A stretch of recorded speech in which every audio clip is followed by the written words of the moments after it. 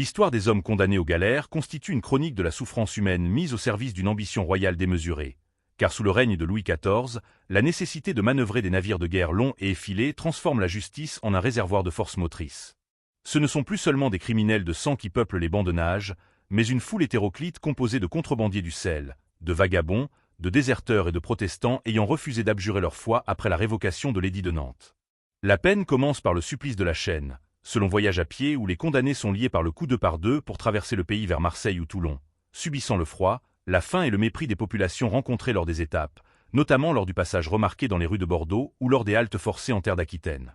Une fois à bord, le condamné n'est plus qu'un matricule rivé à son banc de bois, un membre de la chiourme dont l'existence se réduit à un espace de quelques dizaines de centimètres, car l'homme est enchaîné jour et nuit, contraint de dormir, de manger et de satisfaire ses besoins naturels sur place. Le travail de la rame est un effort colossal exigeant une synchronisation parfaite entre les rameurs d'un même banc, du vogue avant qui donne la cadence jusqu'aux rameurs placés près du bord, sous l'œil impitoyable des comités qui parcourent la passerelle centrale pour distribuer des coups de fouet sur les dos nus. Le corps est marqué à jamais, non seulement par l'épuisement et les maladies qui se propagent dans la promiscuité absolue, mais aussi par le fer rouge marquant l'épaule et le rasage complet de la tête et des sourcils destinés à rendre toute évasion impossible. Jean Marteil demeure le témoin le plus éloquent de ce calvaire, car son récit offre une précision documentaire sur la vie d'un forçat protestant condamné à 17 ans de galère pour sa foi, décrivant comment la dignité humaine tente de subsister dans un environnement conçu pour la nier. Il raconte les hivers où les barbes des rameurs gelaient sur leurs bancs et les étés où la peau brûlée par le sel et le soleil se détachait par lambeaux, tout en évoquant la solidarité clandestine entre les condamnés qui partageaient leurs maigres rations pour maintenir en vie les plus faibles. D'autres figures peuplent les registres des écrous, comme ces paysans envoyés aux travaux forcés pour une simple affaire de gabelle, arrachés à leurs terres pour devenir des outils de l'État et finissant souvent leur jour dans l'anonymat des hôpitaux maritimes.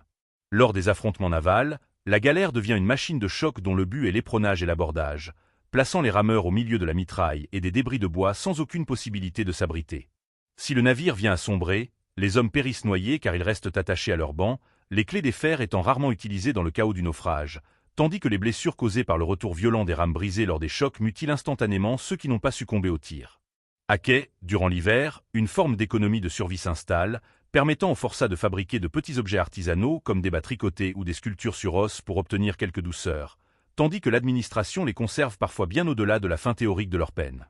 Cette institution finit par décliner au milieu du XVIIIe siècle au profit des bagnes portuaires comme celui de Rochefort, où la force des condamnés est utilisée pour les grands travaux de l'arsenal et la construction de la marine de bois.